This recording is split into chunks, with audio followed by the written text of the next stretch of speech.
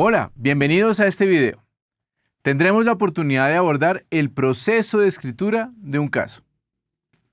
Un borrador inicial de un caso de enseñanza puede desarrollarse mediante la escritura de una síntesis describiendo su proyecto de caso y considerando aspectos como ¿cuál es la historia? ¿Cuál es el contenido que cubrirá? ¿Qué habilidades desarrollará? ¿A quién va dirigido? Igualmente, pueden seguir los siguientes pasos. Primero, definición de objetivos, tema del caso de enseñanza y cómo estos ayudan al cumplimiento de los resultados esperados de aprendizaje. Segundo, identificación de la organización y tomador de la decisión. Tercero, formulación de objetivos. Cuarto, elaboración de índice de temas y subtemas a incluir en el caso de enseñanza. Quinto, realización de formato o modelo de entrevista preliminar al tomador de la decisión. Sexto, desarrollo de la investigación y entrevista al tomador de la decisión. Séptimo, escritura de un borrador del caso de enseñanza. Octavo, escritura de las notas de enseñanza. Noveno, presentación del caso de enseñanza al protagonista. Décimo, sesiones de ajuste del borrador del caso de enseñanza. Décimo primero, prueba en el aula. Décimo segundo, realización de ajustes al caso de enseñanza con base en lo observado en el uso de este en clase. Décimo tercero, presentación del caso de enseñanza a pares académicos. Décimo cuarto, presentación del caso de enseñanza ajustado al protagonista y a la organización. Décimo quinto, realización de ajustes solicitados por el protagonista o tomador de la decisión y la organización. Décimo sexto, realización de ajustes a las notas de enseñanza. Décimo séptimo, firma de carta de autorización para uso y publicación por parte de la organización. Tengan en cuenta que una vez identificado el objetivo de formación del caso de enseñanza, el tema, así como la persona, empresa, organización o entidad sobre la que se desea escribir, es necesario recopilar la información necesaria para la escritura del documento. Para ello, se pueden utilizar fuentes primarias o internas, fuentes externas o fuentes secundarias. Como fuentes primarias o internas de información para la escritura del caso, pueden usar, primero, entrevistas directas a directivos, ejecutivos, empleados o dueños de la empresa, organización o entidad. Segundo, documentos oficiales de la persona, empresa, organización o entidad. Tercero, observación del escritor de la situación vivida por la empresa, persona, organización o entidad. Algunas fuentes externas de utilidad para la escritura del caso pueden ser entrevistas a clientes, a conocidos, amigos, colegas, proveedores, competidores o entidades del contexto. Igualmente, pueden usar fuentes secundarias como noticias públicas en periódicos, revistas, boletines, normas, entre otras. Entrevistas también concedidas por los actores involucrados en la situación a medios de comunicación de acceso público. También discursos, conferencias de prensa, boletines oficiales, declaraciones públicas o comunicados oficiales hechas por los actores involucrados en la situación. Si bien un caso de enseñanza es en esencia un documento académico y de uso pedagógico, el lenguaje y la técnica de escritura resultan muy particulares y únicos en comparación con otros documentos de formación profesional. A diferencia de estos, un caso de enseñanza suele incluir un tono literario que podría asemejarse al de un cuento o una novela. Esto debido a que adicional a la información profesional, técnica o teórica, debe incluirse información relativa a las emociones de los personajes involucrados en el mismo y especialmente al del tomador de la decisión.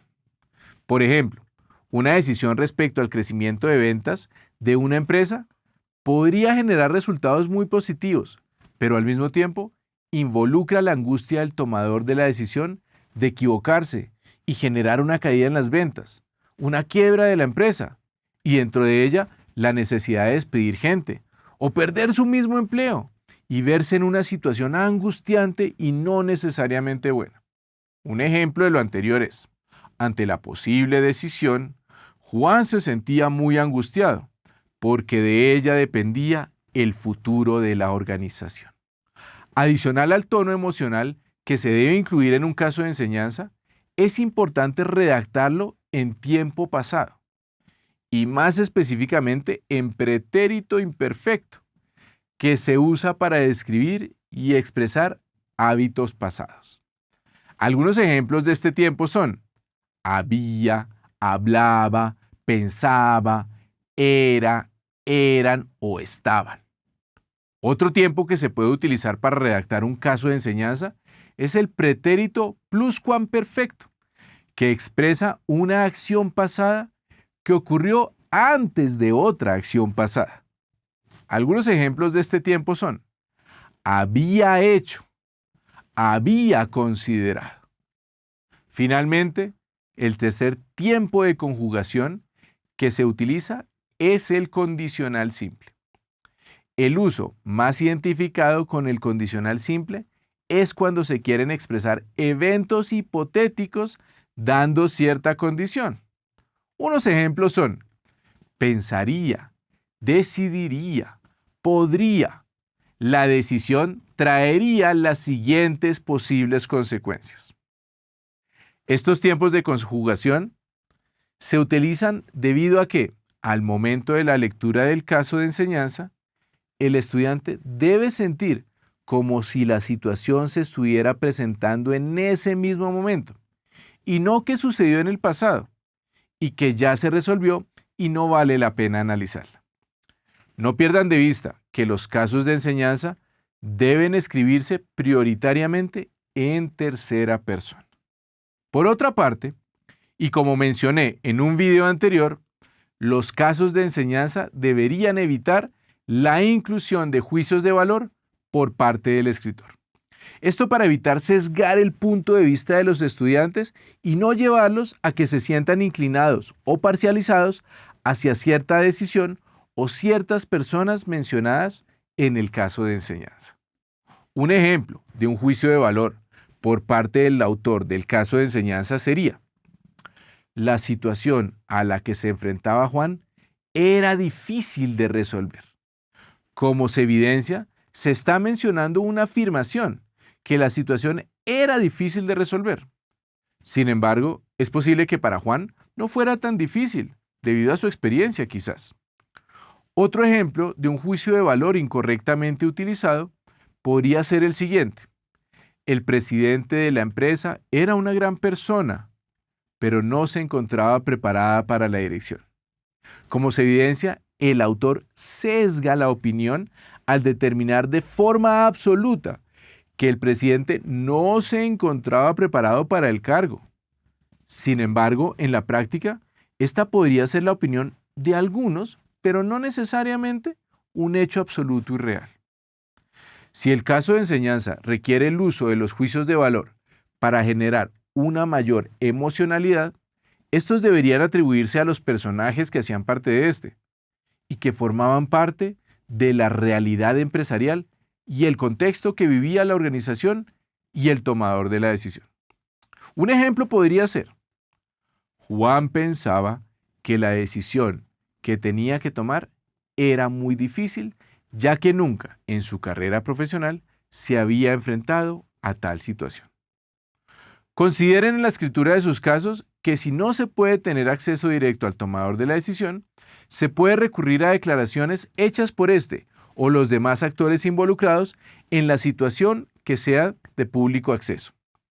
Por ejemplo, a declaraciones dadas en prensa o comunicados oficiales.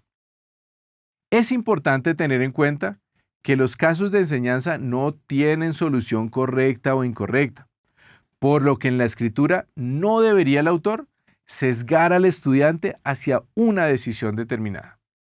De igual forma, el autor del caso de enseñanza no resuelve el problema, solo plantea la situación, el dilema, las posibles soluciones y la urgencia que se tiene para su solución. Igualmente, solo genera inquietudes en los estudiantes para que sean estos los que propongan soluciones.